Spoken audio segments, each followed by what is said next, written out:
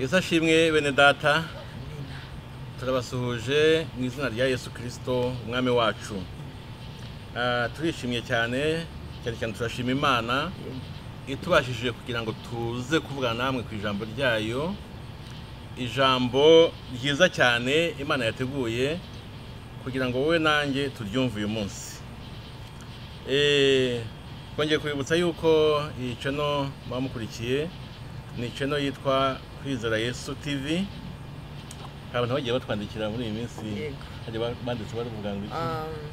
Hari umwe wavuze ati turabakurikira ariko ntabwo tugiye tubona aho mwivuza amazina yanyu. Ati dushaka no kumenya uko mwitwa, urumva afite ishingiro.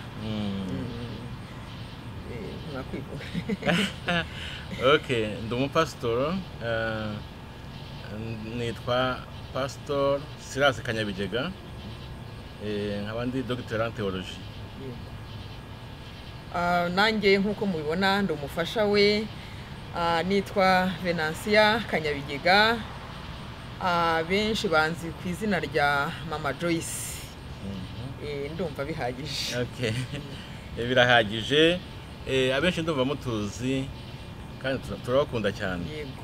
Rero tugiye kubanza dusenga Imana hanyuma twinjire mu ijambo ry'Imana. Yego, reka dusenge.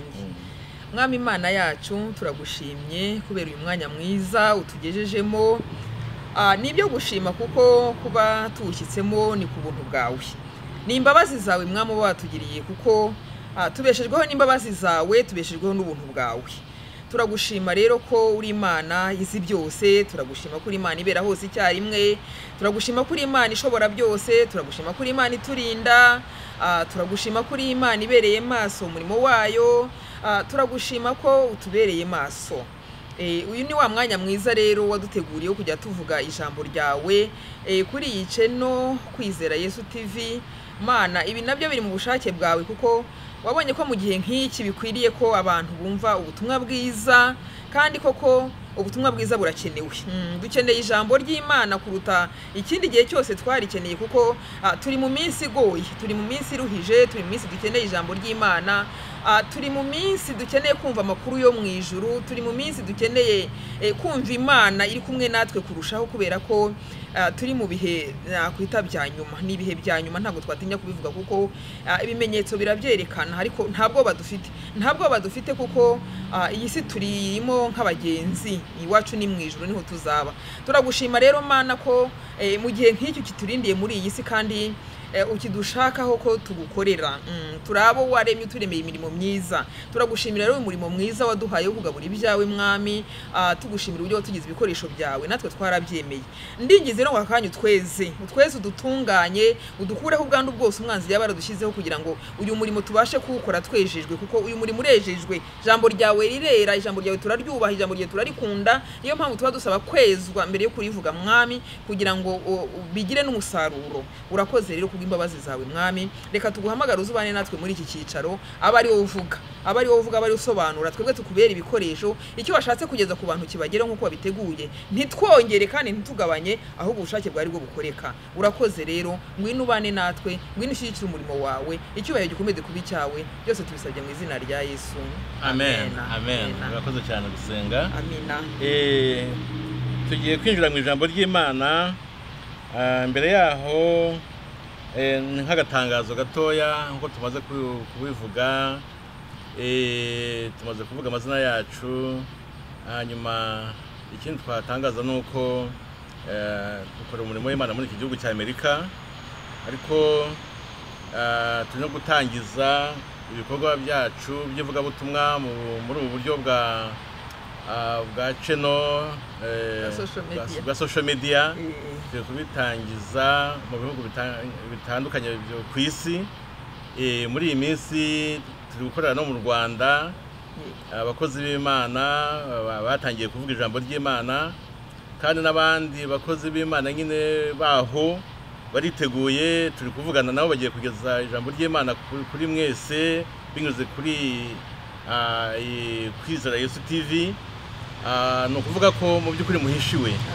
Murahishiwe, no kuvuga ngo mujye mugerageza gukurikira Kwizera Yesu TV hafi buri munsi, kuko tugiye kujya dushyiraho abakozi b'Imana basimburanaho mu ijambo ry'Imana hafi buri munsi ngira ngo mwabonye ko muri iyi minsi twahereye kuri Pastor Zigirinshuti Michel.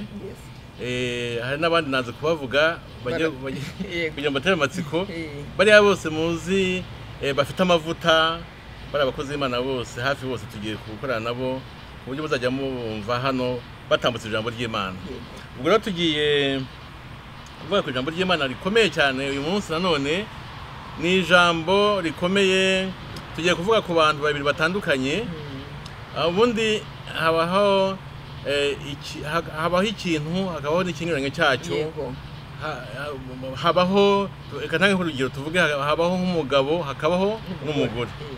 Habaho ikintu kigufi, hakabaho n'ikirekire, hakabaho ibintu bitandukanye. Ubundi tugiye kuvuga ku bantu, ntituvuga ku bugufi bwabo cyangwa iki, cyangwa nuko ari abazungu cyangwa se abirabura. Tugiye kuvuga ku bantu babiri bari batandukanijwe nuko umwe ari umutunzi undi akaba ari umukene. Tugiye kuvuga ku mutunzi, tuvuga no ku mukene babayeho. Kubwo impamvu babayeho nuko mu by'ukuri imigani Yesu yagiye aca, yacaga imigani ariko kenshi ntabwo yavugaga izina ry'umuntu. Ariko ahangaha tugiye kubona ko muri abo bantu babiri babayeho, umwe yari umutunzi, undi yari umukene. Umukene we Yesu yavuze uko yitwa, yavuze izina rye uko yarari. Yego, numva kurivuga hari icyo bisobanura. Birasobanura ko umuntu yabayeho kandi yarazi. Birasobanura ko Yesu yaramuzi. Hari abantu Yesu azi. Yego, hari abantu batamenyekana mu buryo busanzwe ariko Yesu akaba abazi amazina. Mwene data, ushobora kuba utazwi n'abantu benshi ariko Yesu akaba akuzi. Kandi kumenywa na Yesu nibyo byiza cyane kuruta ko wamenywa n'abantu, kuko abantu bashobora no kukwibagirwa ariko Yesu we ntabwo yakwibagirwa. Amena. Cyangwa umukozi w'Imana asome aho twateguye mu izina rya Yesu. Ijambo ry'Imana ry'uyu munsi turarisoma mu butumwa bwiza bwa Yesu uko bwanditswe na Luka, igice ni icya 16.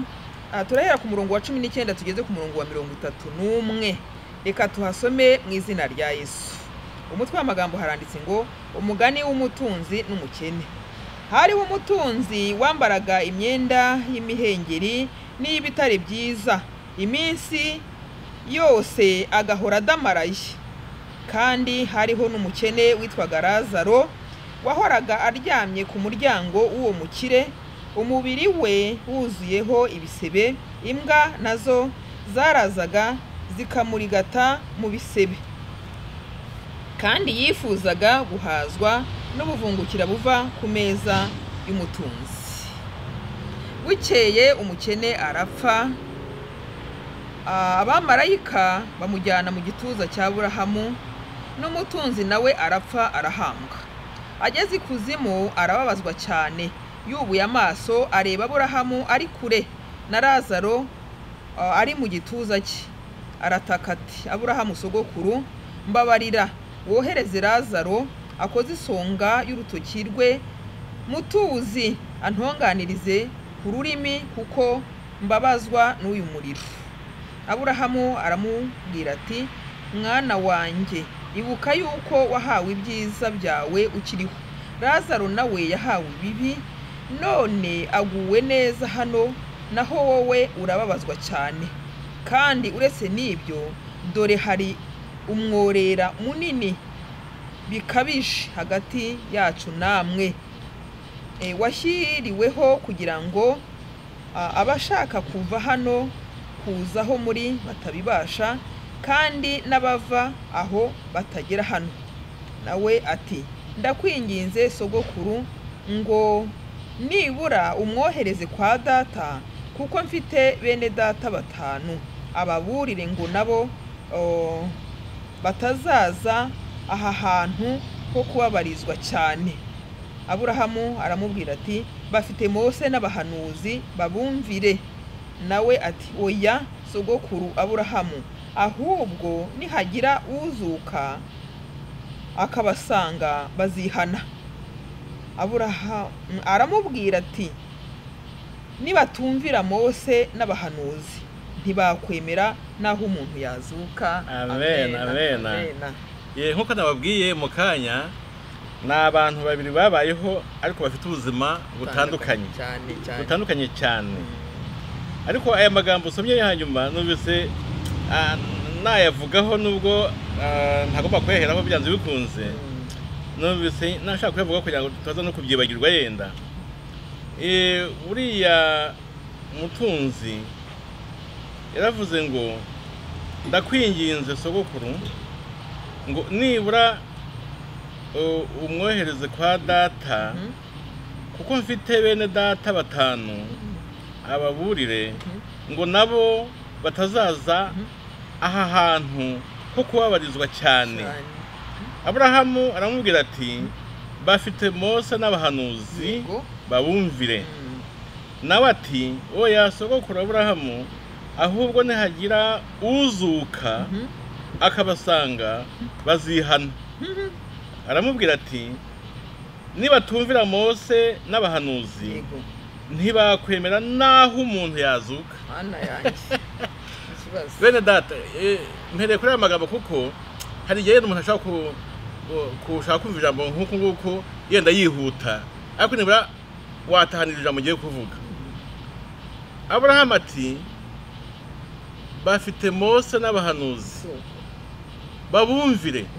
Bafite Mose n'abahanuzi, bafite ijambo ry'Imana mu buryo bwuzuye, bafite Mose ubwo bijyanye n'amategeko y'Imana yose, mbese amategeko n'ibindi byose yenda n'amategeko, n'abahanuzi noneho abakozi b'Imana baruzuye hirya no hino. Aburahamu navuga ati bafite abakozi b'Imana bahagije kuri iriya si. Bumvira abo bakozi b'Imana, abo bavandimwe bawe nibumvira abakozi b'Imana ibyo bababwira muri iki gihe, ijambo ry'Imana babagezaho baryumvire. Ati kuko nibatabumvira nubwo hagira umuntu uzuka nabwo ntibamwumvira. Nibatumvira bababwira ubutumwa bwiza muri iki gihe cya none, nuko ngo nubundi barinangiye. Nta kindi umuntu yakora. Nubwo nta cyakorwa kindi, nuvuga ngo niba batabasha kumvira abakozi b'Imana bababwiriza ijambo ry'Imana, abakozi b'Imana Imana yashyizeho muri iki gihe nyine, nibatabumvira niyo hazuka umuntu nuko byagenda n'ubundi, kuko ikibazo si uwazuka, ikibazo ni imitima yabo, inangiye idashaka kwakira ijambo ry'Imana. Aya magambo ni amagambo akomeye cyane, kuko impamvu nyavuzeho gutya kuko igihe ushobora kumva ijambo ry'Imana yenda wihuta, ariko nibura ugatana nk'ikintu kimwe, nibura kimwe. By'ukuri abantu bakwiye kumva aba bantu, uyu mutunzi n'umukene bagiye ahantu hatandukanye nyuma y'ubuzima. Nyuma y'ubuzima rero hari aho umuntu ajya. Ntiwishuke, ntiwibwire ngo uri mu buzima uraryoshye, ufite byose ukeneye muri iyi si. Nyuma y'ubuzima, nyuma yo gupfa kwacu hari ubundi buzima, kandi ubwo buzima bwa nyuma y'ubu ngubu nibwo buzima bwawe nyakuri, nibwo buzima bw'iteka ryose, nibwo uzabaho iteka ryose, nibwo uzabamwo iteka ryose. Ubwo rero ni ukuvuga ngo tugomba kwiteganyiriza tukiri bazima, tucyumva nk'iri jambo urimo kumva ubu ngubu, fata icyemezo. Wasanga umunsi wasanga iri jambo ari irya nyuma yenda urimo kumva, simbikwifurije nonaha, nta nubwo mbikwifurije rwose, ariko wasanga harimo abashobora kuba bumvira ijambo ari ryo rya nyuma yenda. Fata icyemezo, yenda Yesu agiye kugaruka, humura ntugiye gupfa, ariko yenda impanda yanavuga no gupfa turarugendana, byose birashoboka. Nta Imana yaduhisha igihe izagarukira, Yesu yaduhisha igihe azagarukira, hanyuma duhisha n'umunsi tuzatahira. Burya nta tube maso rero, tube maso. Reka twinjire mu ijambo.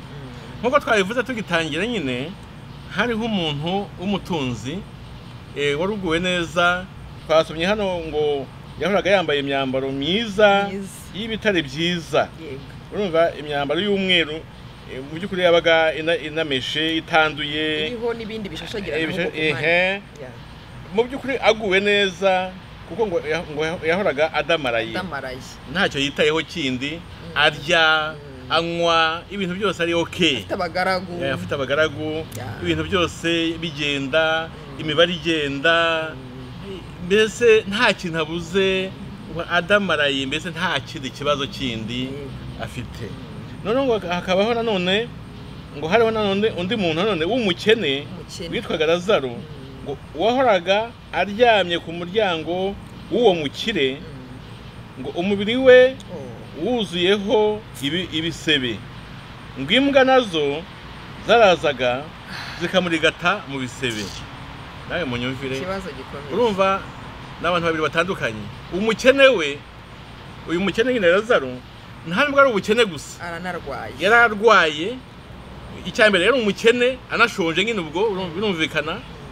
Hanyuma hakaza ikindi kibazo cy'uburwayi. Bene data, ikindi kibazo gikomeye cyane, kuba uri umukene ukabona arwaye.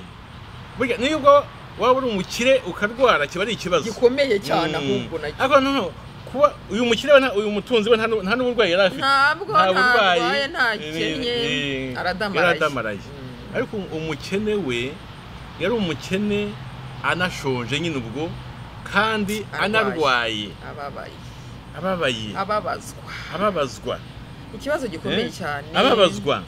Abantu babaho gutya muri ubuzima, umutunzi adamaraye, aguwe neza, arya agahaga agasigaza. Twasomye ko ngo ibyasagukaga ngo byagwaga hasi nyine munsi y'ameza, imbwa zikabirya.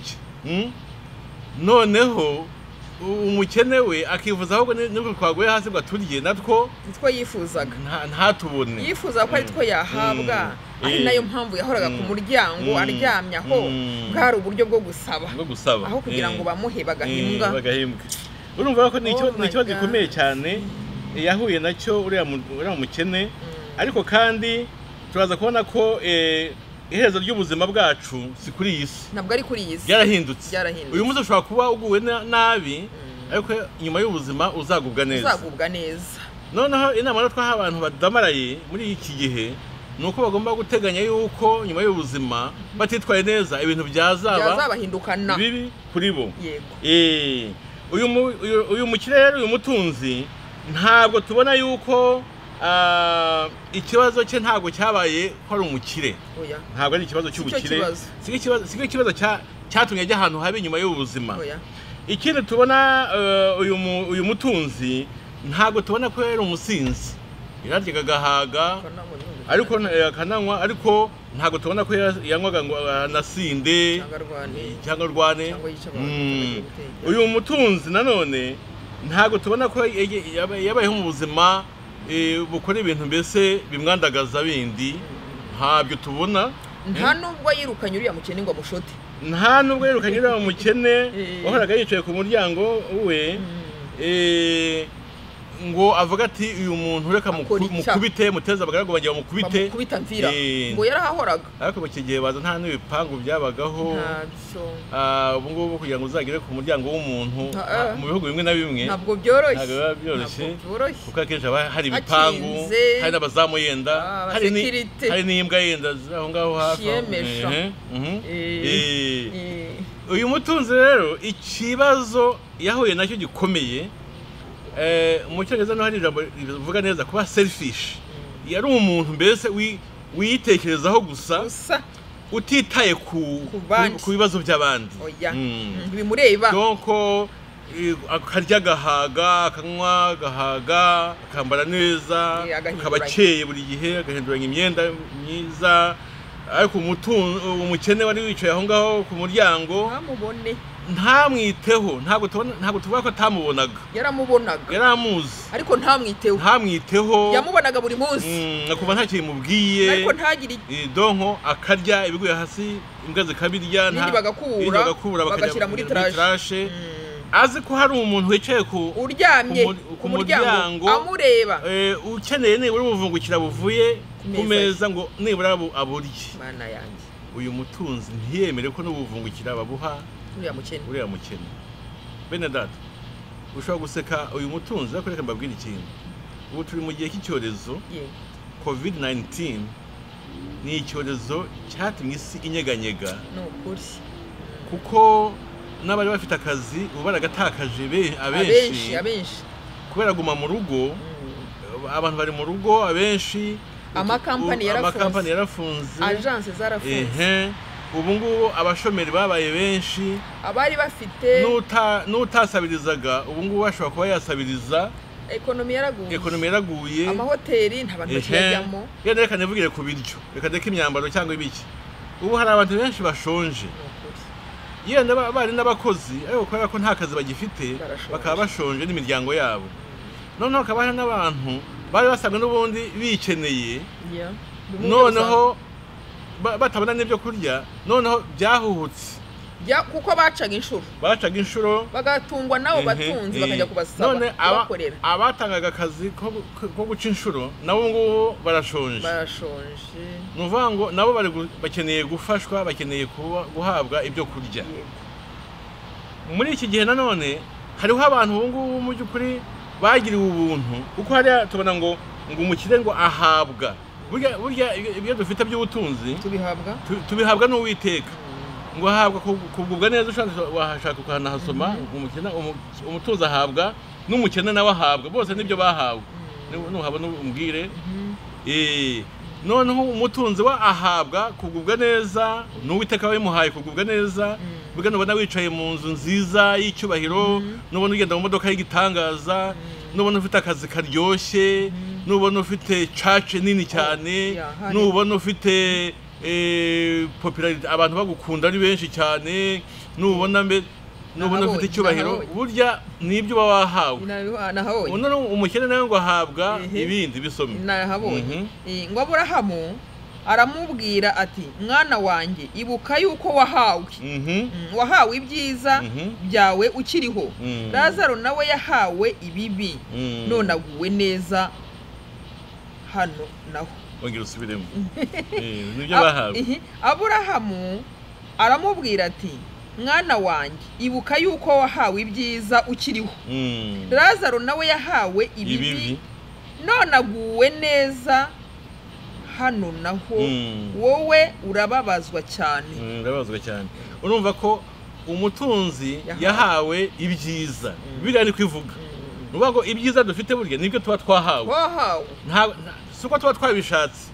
Ntuzabe ngo jewe unzi gushugurika, je mfite mind ubungubu nzi gushaka amafaranga, je nzi gushaka akazi kagahemba neza, je nzi kwapurika nkabona akazi k'igitangaza. Oya, burya nibyo uhabwa. Imana ni iki? Iyo ikinguye ntawe ukinga, niyo ikinze ntawe ukingura. Burya nibyo uhabwa. Yego. Ntuzabe ngo jewe ngo iyo mvugije ifirimbi rimwe gusa birikora, bivuze ngo haleluya, ngo abantu baza birukanga bakuze urusengero. Oya, burya nibyo wahawe. Noneho umukene nawe ngo ahabwa ibibi. Burya Imana ibyemera niyitanga ibyiza igatanga n'ibibi. Nayo yarabivuze, nayo yabibwiye umugore. None se ngo twahabwa ibyiza gusa, noneho ntitwemere no kwakira n'ibibi. Urumva ko ngo byose birashoboka kuri iyi si ya Nyagasani, ibintu byose birashoboka. Icyo nkundira Imana ari abahabwa ibyiza, ari n'abahabwa ibibi. Imana ireba kure. Yes. Uwahawe ibyiza ari gutaka. Ubwo nyuma y'ubuzima yahawe ibyiza abyitwaramo nabi. Nyuma agira iherezo ribi. Uwahawe ibibi yabyitwayemo neza. Agori mu gituza cyande. Cyaburahamu yarihanganye, bene data yarihanganye. Kandi Aburahamu akavuga ati, aho ngaho uri ati hagati yawe n'abariya hari umworera. Ntabwo ushaka ko wava aho ngaho ngo ntibishoboka. Icyo no kuvuga ngo nyuma y'ubuzima rero niho hari itandukaniro rinini cyane, niho hari agaciro kawe nyakuri. Yes. Agaciro kawe nyakuri kari nyuma y'ubuzima. Yego. Nushaka witware neza rwose mwene data. Muri iki gihe cya COVID-19 abantu ibiryo barye. Niba ufite ibiryo tanga ibiryo barye. Wirya ngo umene, wirya ngo nibimenetse munsi y'ameza bajye kujugunya muri trash. Rya uhage uhe n'abandi abashonje. abantu bashonje ntumbwire ngo ntabwo uzi aho baba barahari muri quartier yawe ndimwe abashonje ahubwo se nutekereza neza ko no mu miryango yawe abari muri diaspora ubibone nubwo muri kure muri hakurya y'inyanja yes ubu ngubu hari uburyo bwo kohereza amafaranga ohereza udufaranga ushobora kubona ufasha abantu uha abantu bahahe bahawe udushyimbo barye bahawe utujumba barye wirya wenyine wirya wenyine ngutuzi ngo agubwa neza ngo yumva aradamaraye nta kibazo kindi ariko umukene nubwo yatakaga ashonje kandi anarwaye mu by'ukuri buriya yubashye Imana yarihanganye tugiye kuvuga ku bintu bikomeye uyu munsi ariko ntaragera ku bikomeye cyane reka maze mvuge yuko akwiye nk'abayobozi b'ibihugu cyangwa se abayobozi mu nzego zitandukanye yego n'umuyobozi w'umudugudu ujya n'umuyobozi yego bakwiye gushaka uburyo tukabafasha gusenga natwe birumvikana habaho ko imibereho y'abaturage izamuka bakora ku buryo abaturage bazamurirwa imibereho mu bushobozi baba bafite ntabwo mbwiye ngo bakore ibitangaza ariko mu bushobozi bafite bagerageze bazamura imibereho y'abaturage kugira ngo abashonje bagabanuke barabikora baranagerageza wenda nkuko waruvuze ngo twanabasengera kugira ngo bikorwe neza baragerageza bikorwe neza aho hantu bahahagaje bahiteho cyane muri iki gihe cya COVID-19 barushaho gutekereza ku mibereho y'abaturage nzi ko baticaye nzi ko badasinzira rwose barara batekereza turabashimira cyane abari gutekereza ku baturage babo ku buryo bazamura imibereho yabo bakabona icyo barya cyane cyane muri iki gihe cya COVID-19 igikenewe cya mbere nuko abantu barya n'imyambarire irakenewe ariko bakeneye kurya mbere na mbere mu bashakire uburyo babona ibyo kurya natwe twese dufatanye nabo turebe ukuntu twazamura imibereho myiza y'abaturage kugira ngo no gusonza bigabanukiremo nyine kuko ibikorwa biruta amagambo natwe turi kuvuga natwe biratureba kandi turagerageza buri wese akora uko ashoboye ntabwo twapfa kuvuga amagambo gusa nanone nk'uko mu bitureba natwe turagerageza kwitakanya kwivuga neza ariko Imana ijye idushoboza kandi dukomeze umuntu wese agira uruhare mu mibereho myiza y'umuturage kugira ngo gusonza bigabanuke mu bantu duhereye ku miryango yacu hanyuma tukarenga n'imiryango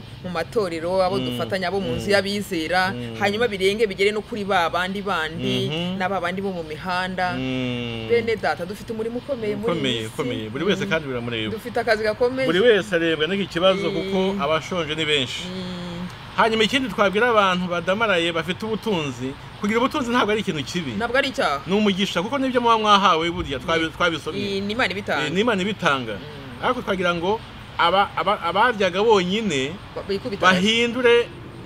bahindure imico bahindure ingeso bahinduke bagire imitekerereze mishya yo kumva ko hari n'abandi bari gutakishwa no gusonza n'urya ifiriti kubita umureti kubita inyama wibuka ko hari umuntu uri kwayura ukeneye n'utuyiko tw'ibishyimbo nka tungahe gusa wibuka ko hari umuntu ukeneye ikijumba nibura kimwe ngo kimuhembure gupfa nibura uyu munsi numva uko wirenze ibiryo urenzaho n'amata urumva na kaceke ibyo byose wibuke ko hari umuntu byanze bikunze uri gutakishwa no gusonza wibuke ko hari umubyeyi waba wenda yabuze amashereka kubera ko mu nda nta kirimo aho hose tujye tuhazirikana ubwo ni ukuvuga ngo abantu mu by'ukuri dukwiye gutekereza ko hari n'abandi bataguwe neza muri iki gihe tugerageze gushakisha dusaba Imana iduha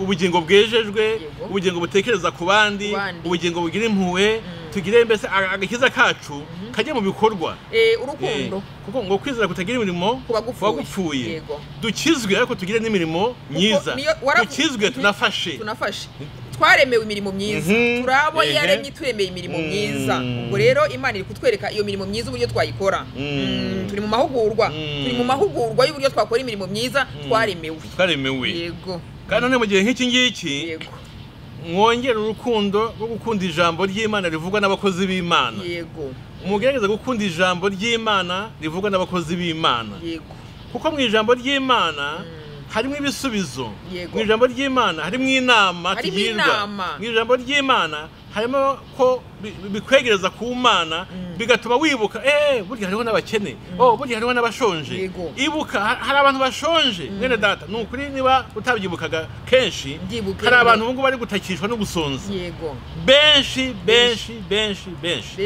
ntabwo ari muri Afurika gusa n'ahandi ku isi abantu benshi barashonje kuko ekonomi yaraguye ibibazo byabaye byinshi ku isi yose kuvuga ngo ubushobozi umuntu afite agerageze kububyaza ineza ufashe n'abandi kubona icyo barya ubundi twibanze ku byo kurya ntabwo twagiye ko hari n'ibindi bikenewe ariko ibyo kurya nibyo umuntu yavugaho cyane ikindi twabonye kuri uyu umukene yararwaye hari abantu bakeneye kuvuzwa hari abantu babuze mituweli abantu bakeneye ibihumbi bike bya mituweli kugira ngo bavurwe nyamuneka uhaye nka mituweli umuntu umwe cyangwa bangahe wabukoze akivuza ababikora Imana ibaha umugisha abatanga mituweli abafasha abantu bakabona mituweli Imana ibaha imigisha bose turayibasabisha abatanga ibyo kurya Imana ibaha umugisha abantu bakabona icyo kurya Imana ibaha imigisha tugatubumva no mu gihugu cy'u Rwanda tugatwumva hari umubishop umwe ntashatse kuvuga izina rye numwe mu bantu b'abakozi b'Imana benshi bagerageje guha abantu ibyo kurya uwo mukozi w'Imana turamushimiye yagaburiye abantu abakozi b'Imana tugatubabona kuri YouTube hariya mu Rwanda bagaburiye abantu bahaye abantu ibyo kurya Imana ibaha imigisha bene data abakozi b'Imana nawe niba usigaye nawe nubwo utaba umukozi w'Imana ariko ukagira impuhwe umuntu wese burya yaba umukozi w'Imana yukoze ibintu byiza ubukoze umurimo w'Imana rwose ariko kandi kiretse kuri ibyo none umenye Imana mbere na mbere ukizwe hanyuma ugire n'imirimo myiza igiraho yandikwa igiraho wandikisha imirimo yawe myiza uyu munsi turi kuvuga ku ijambo rikomeye tugiye gusoza ariko ntabwo nabura kwibutsa yuko aba bantu bagiye ahantu habiri hatandukanye cyane ni ukuvuga ngo Yesu avuga nubwo avuga ngo aca umugani ariko ntabwo ari mu by'ukuri ni ijambo yavuze navuga ko atari umugani ahubwo ntabwo mvuga icyo birayanditse ariko ndashaka kuvuga ko Yesu yabivuga nk'ibintu byabayeho nuvuga ko Yesu yarazi neza ko y'abantu bavuye mu mubiri y'abantu bapfuye hari aho bajya ubwo kuba wicaye muri iyi si utazi ko nyuma y'ubu buzima hari aho uzajya byaba ari ukwibeshya gukomeye cyane kandi kuzakugiraho ingaruka y'iteka ryose uyu mwanya ndagira ngo utekereze ngo niva muri ubu buzima nzajya he mu by'ukuri uyu mutunzi ntabwo yagiye ahantu habi kubera ko yari umutunzi ahubwo yagiye ahantu habi kubera ko yapfuye atizeye umwami Yesu yapfuye atemeye ko Imana ibasha gutanga agakiza yapfuye atemeye Imana yapfuye atakiriye umukiza mu bugingo bwe yapfuye nta nosiyo y'Imana imurimo atashaka kumva ibyo bintu yapfuye adashaka kumva ijambo ry'Imana yapfuye adashaka kumva uyu urabona ko yavugaga ngo nibohereze ngo wazuka ngo agenda avuge agiye kuvuga noneho imwe yanze kumva ari muzima none arashaka ko basigaye babiri ariko abantu babyumvishwa n'uzutse abana muri amahakane ati ntawe uzazuka muri ubwo buryo bafite abazima bafite abazima bafite abahanuzi bafite abantu abigisha bafite ababwiriza butumwa nibumvira abo bantu ubu nuvuga ngo mwene data uyu munsi uyu mwanya uri ku ijambo ry'Imana ntabwo uzabona uzutse aje kukubwiriza ngo ubone kwemera ahubwo iri jambo turi mu kuvuga niryo ryagukiriza ubugingo uramutse uryemeye ijambo ry'abakozi b'Imana uyu munsi nubwo yenda harimo ababasuzugura ariko burya nibo barimo gutambutsa ijambo ry'agakiza k'Imana Imana nibo iri kunyuzamo agakiza k'Imana aba bakozi b'Imana mubona hafi yanyu aba bakozi b'Imana mubona kuri social media natwe nkuko muri kutwumva ubu ngubu ni twebwe Imana iri gukoresha muri iki gihe cya none ntimutegereze uwazuka ntawe uri buzuka amasimbure hano nicaye ntawe uri bubone ndenda mpaguruka aha ngaha ntawe unsimbuye yazutse yego ariko icyo Imana ashatse gutambutsa ni iki ngiki nyine kiratambutse tegura nyuma y'ubuzima aho uzajya. Yego. Ikibazo si ubutunzi, Oya. ikibazo si amashuri wize, Oya. ikibazo si amafaranga menshi ufite, Oya. ikibazo si ubutegetsi ufite, Oya. ikibazo si icyubahiro ufite, Oya rwose. ikibazo si umuryango munini ufite, Oya rwose. ikibazo si uko abantu bakuvuga neza, Oya. ikibazo ntabwo uri gutegura aho uzajya nyuma y'ubuzima. Gutegura aho uzajya nyuma y'ubuzima ni uko muri aka kanya bakora ikintu ugiye kuvuga. Amina. Reka Yesu abe umwami ubuzima bwawe. Amina. Wihane ibyaha byawe byose. Uhindukire. Hanyuma kandi emera umurimo Yesu yakoze ku musaraba. Ko yabambwe ku bwawe. Ubwo ni ibintu bibiri bibumbuye muri kimwe. Yego. Kumenya ko Yesu ari umwami, ukabyemera gutyo. Yego. Ukihana. Yego. Byose, ibyaha byose ukabyihana. Yego. Kandi kimwe. Ikindi ukibuka ko Yesu yapfuye. Hari umunsi Yesu yapfuye. Ariko nubwo yapfuye aranahabwa ariko yarazutse. Uwo murimo yakoze ku musaraba apfa, yapfuye kubera ibyaha byawe n'ibyaha byanjye. Sindi kwivanamo. None emera ko Yesu ari umukiza. Amina. Yagukijije. Aho ku musaraba niho yadukije. Emera ko Yesu ari umukiza w'ubugingo bwawe. Amina. Umwami n'umukiza. Yesu ni umwami n'umukiza w'ubugingo bwawe. Byemere gutyo. Urabukije ubugingo bwawe, ugumana ubukire bwawe, ugumana amafaranga yawe, ugumane umurimo ukomeye ufite, ugumane icyubahiro ufite, ugumane ubwiza bwawe, ugumane uko uteye, wishimire uko umeze, ariko Yesu aba umwami n'umukiza bwite w'ubugingo bwawe. Amina. Urabwikemuye rwose ugiye muzajya hano heza. Hanyuma numara kumwakira nk'umwami n'umukiza w'ubugingo bwawe. Ukora imirimo myiza rero. Ukora imirimo myiza turi kuvuga. Wibuka abashonje. Ukora ibyiza. Wibuka abashonje. Ijambo ry'Imana bavuga ngo nawe nukora ibyiza uzemerwa. Ubwo ntawe uzazuka ngo aze kukwigisha iby'agakiza k'Imana. Ijambo ry'Imana urimo kumva nonaha ubu ni ry'Imana ishimye ko wumva. Kuki uri kuryumva? Hari impamvu. Hari ibyo ugomba guhindura. Hari impamvu. Yego. Emera ko Yesu ari umwami n'umukiza w'ubugingo bwawe. Yego. Nicyo Yesu ashaka ko nonaha utunganya. Yego. Izera umwami Yesu. Yego. Yesu akubera umwami. Yego. N'umukiza w'ubugingo bwawe. Yego. Urabukijijwe, hanyuma ukora imirimo myiza, we kumera nk'uriya mutunzi, ahubwo wibuka abakene, ubaha ibyo kurya, usura abarwayi, abarwaye abafite uburyo, mufasha abantu babona uko bivuza. Iki cyorezo abo cyagezeho mutange ku butunzi bwanyu, mubafashe babone imiti, mufashe abaganga, musengere abayobozi b'ibihugu, abaganga, abadogiteri muri medicine, musengere n'abakozi b'Imana. Abakozi b'Imana nabo mubafashe bahagarare neza muri iki gihe, bahagarare mu nshingano, kuko nabo ibibazo turi gutambukamo nabo birabareba. Ibibazo bisirimo n'abakozi b'Imana bari muri ibyo bibazo, ariko bari gukora umurimo w'Imana mu bibazo, mu basengere, kubera ko mu bibazo erega bene data ibibazo ni ibibazo. Ni ukuvuga ngo ikibazo cyateye kiba gishaka no guteza ibindi bibazo. N'abakozi b'Imana rero n'abantu bagenzi banyu nabo bari mu kibazo. Ubushize babivuze neza ngo twese turi mu muraba, turi mu muyaga, twese turi kuzunguzwa. Noneho mu gihe twese turi kuzunguzwa, ntabwo ari cyo gihe wa mugani cyo gusubiranamo cyangwa se gukritikana cyangwa se, kuko ikibazo iyo cyaje kizana n'ibindi bibazo. Biranashoboka yuko muri iki gihe cy'icyorezo, biranashoboka yuko yenda muri iki gihe cy'icyorezo hari n'abakozi b'Imana yenda birashoboka baba baragiye mu ntege nkeya kubera ibigeragezo byinshi, none bakagwa mu makosa amwe namwe. Yego. Ariko ndasaba abandi bakozi b'Imana rero mwebwe mukiri bazima, yego, muhagaze kandi ngo wibwira ko ahagaze, yirinda atagwa aho hantu. Abandi bakozi b'Imana mwumva muhagaze neza, yego, mwirushaho gutsindagirira hasi babandi ngo babaye abandi bagiye mu ntege nkeya, mwibavuga nabi, mwibahisi ngo ibote, ngo mubigire, mwituma isi yota abakozi b'Imana bari mu ntege nkeya, ahubwo mubasengere, mubegere, mubagire inama,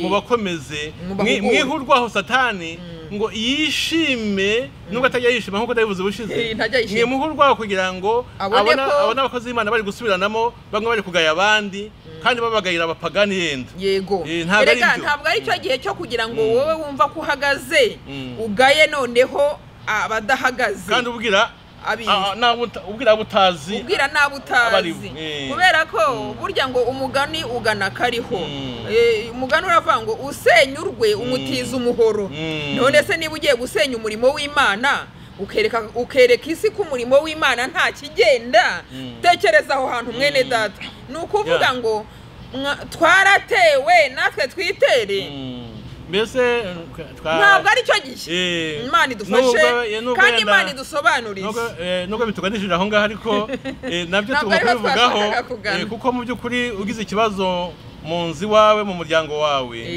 yenda ukagira nk'umwana wakunaniye ntabwo wajya hanze ku karubanda ujya kuvuga intege nkeya ze mu bantu yenda batanabakunda mwembi. Reka ntanga urugero pasi aho reka ntanga urugero kuko biri bwumvikane cyane nko kuba mama cyane cyane niho biba sensible cyane. Iyo uri umubyeyi w'umumama ufite umwana w'umukobwa n'urugero akakunanira akabasiki ndabisobanura gute mana yanjye ukagira umwana w'umukobwa ariko akabicyomanza adafite imico myiza ubibona ikintu ukora no kumusengera ariko kirazira kumuvuga kirazira kumutaranga ntabwo wajya mu ruhame ngo uvuge ngo umwana yarananiye ngo reka mbwira aba bantu ko uyu mwana nta kigenda ujye ku muhanda ngo ubwire abasore uyu mukobwa wanjye nta kigenda wateye gutya yarananiye kirazira ahubwo ufatira ku munwa icyo ukora ni ugusenga ukavuga ati wenda imana yo mu ijuru izamukiza kandi hari benshi imana yagiye ikiza ikabakura mu burara ikabakura mu mafuti bakaba abantu bazima bakaba abakozi b'Imana bakagaruka mu murongo. Ntabwo rero umubyeyi afata iya mbere ngo ajye gutaranga umwana we. Aha rero tubigarure mu murimo w'Imana niba abantu ari abanyamakosa wowe uhagaze neza ntabwo ari igihe cyo kubexposa. Okay. Imana itutsobanurire. Biragoye cyane none biragoye ariko bene data ijambo ry'Imana niko kuri sibyo ijambo ry'Imana ritugira inama ijambo ry'Imana riraduhugura no kwemera guhugurwa nabyo ni byiza nabyo ni no kwemera kugirwa inama nabyo ni byiza nta kintu Bibiliya yasize bene data ni inama twagiraga abantu ariko nubwo twatandukiriye gato ariko ni byiza yuko ikibazo kivutse mu muryango nk'ubu ntabwo madamu wanjye aramutse agiye hanze akavuga ati umugabo wanjye ukuntu agona nijoro ati bira ntazababeshye ngo yirirwe yambaye amakositime kandi abantu ntibari bazi ko ngona nta nubwo ngona kuko ariko agiye akabibwira abantu mu by'ukuri ntabwo yaba akoze ikintu cyiza urugo rurarushenga ngo hari ibintu bigomba kuguma muri ba nyirabyo bakavuga nk'ibintu by'umwuka bigomba kuba mu bantu b'abanyamwuka nubwo habonekamo n'amakosa ariko amakosa ayo makosa bakegera abayafite bakabahugura bakagira inama bakanabasengera ariko ntibajye kuvuga iby'umwuka mu batazi umwuka icyo ari cyo ntibajye kuvuga iby'umwuka mu bantu bapinga Imana urumva ni inama twagiraga abantu ni inama tugarutse ku ijambo twavugaga umuntu wese akwiye gutegura n'ibi ngibi byose umuntu wese akwiye gutegura aho azaba nyuma y'ubuzima ubukire bwawe siko kibazo ubutunzi bwawe siko kibazo kuba ukomeye kwawe siko kibazo kuba umutegetsi siko kibazo kuba uri umuntu ufite icyubahiro siko kibazo kuba arize amashuri menshi siko kibazo kuba ufite inzu nziza siko kibazo kuba ufite icaca nini cyane siko kibazo kuba ufite abana bize bakaminuza siko kibazo ikibazo tegura ubugingo bwawe mbere yuko ubuzima burangira kuko buzarangira imigisha Imana yaguhaye wihagaze mu nituva muri uyu mubiri uzajya ahantu heza nyuma y'ubuzima niho hari ubuzima bwawe nyakuri icyo Yesu yavuze muri inyigisho ntabwo yakari kuba ko umutunzi yagarishijwe hariya nuko ari umutunzi yaje kuvuga yuko umutunzi yapfuye ataremera ko Imana iba mu bugingo bwe ataremera ko mu by'ukuri Imana yamukiza ubu twamenye Yesu twamenye ko Yesu yapfuye akazuka twamenye ko Yesu yapfuye kubera ibyaha by'abantu, twamenye ko iyo umuntu amuhungiyeho aba ahungiye mu nkuge, umwuzuye ntacyo wamutwara, twamenye ko iyo umuntu yemeye Yesu ko ari umwami n'umukiza aba akijijwe, none agakora imirimo myiza, agafasha abakene, agaha abashonje ibyo kurya nk'uko twabivuze. Twamenye ubu turi mu gihe twamenye. Mbere y'iki gihe iyo abantu bari bazi nk'ibyo tuzi, ubu tuzi ukuri hafi kose. Ukuri Yesu yarapfuye, yarabambwe, turabizi, kandi yarazutse. Yesu yarangije umurimo. Yesu yavuze ko yarangije umurimo, ko abamuhungiraho bose bakamwemera babona agakiza k'Imana. Yesu yarangije byose. Mwene data, twamenye ibanga. Niko tukubwira rero uyu munsi, tegura ubugingo bwawe nyuma y'ubuzima uzajya ahantu heza, uzajya mu gituza cya Aburahamu, we kuzajya ahantu uzajya ushya iteka ryose, udafite uwagutuza, nta n'uwakumva ngo gutabara iki gihe. Mwene data, nyuma y'ubuzima hari ibintu bikomeye. Nyuma y'ubuzima hari ibyiza cyane ku bantu bazaba bayemeye Yesu mbere y'igihe, muri iki gihe turimo. Nyuma y'ubuzima hari ahantu habi cyane ku bantu bazaba banze kwemera Yesu. Nyuma y'ubuzima niho hari ubuzima nyakuri bw'umuntu. Nyamuneka mwene data, ndagira ngo utegure ubuzima bwawe bwa nyuma y'ubuzima buzaba ahantu heza. Ndagira ngo wemere Yesu nk'umwami n'umukiza, uzajye mu ijuru. Tujye gusenga Imana. Mwene data, nta kibazo cy'ubutunzi nkugayamo. Icyo nakubwira nonaha nuko byaba ubutunzi, byaba n'ibindi bintu byose Imana yaguhaye, kuko wabihawe n'Imana, akira Yesu mu bugingo bwawe, aba umwami n'umukiza, ahasigaye ukora imirimo myiza, uha abakene ibyo kurya, abashonje bagaburire, abarwayi bavuze, ufasha abantu bagubwe neza. Humura ntacyo uzaba. Tangaho duke ku butunzi bwawe, ntacyo buzaba. Humura uba impumuro nziza, uba umunyu w'isi, nyuma y'ubuzima uzigira ahantu heza, uba umunyu w'isi, uba itara, umurikira abantu, uyobora abantu aheza, ube umunyangeso nziza nk'uko twakunze kubivuga. Abantu bakugane, abantu bumve bakuruhukiraho, abantu bumve baza ukabakira. Ntumere nk'uriya mutunzi, nukuri uriya mukene ahoraga imbere y'umuryango ariko ntiyamubonaga, ariko wowe ugira bubona mwene data. Tubwiye bapfuye. Bibiliya yatubwiye ko ngo uriya mukene Lazaro yarapfuye ajya mu gituza cya Aburahamu, abamarayika baramwakira. Urumva ko Bibiliya yabaye nk'isobanura ukuntu byagenze neza ku mukene Lazaro.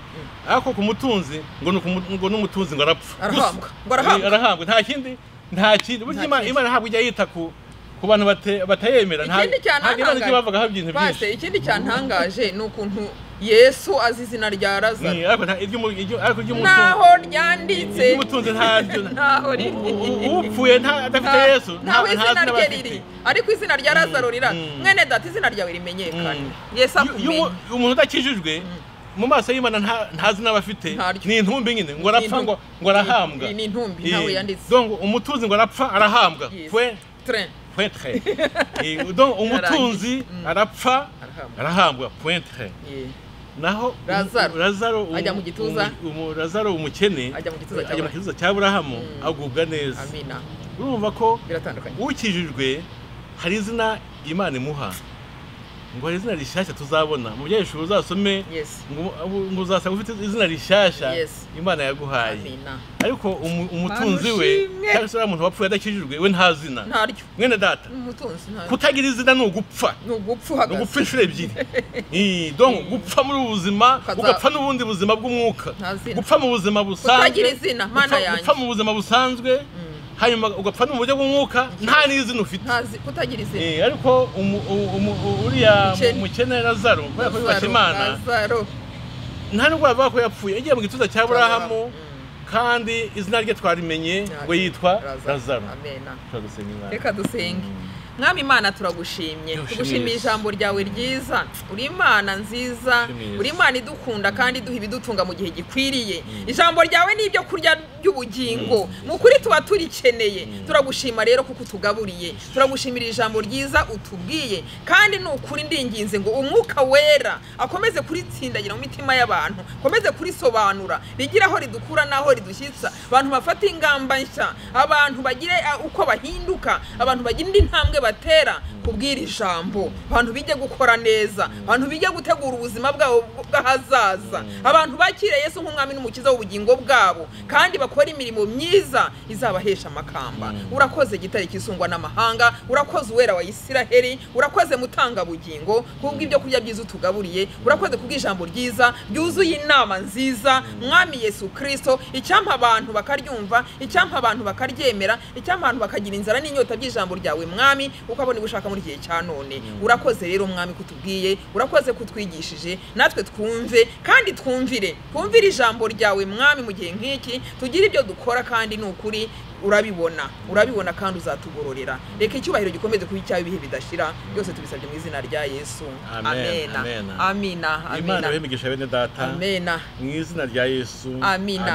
Amina. Amena. Amena.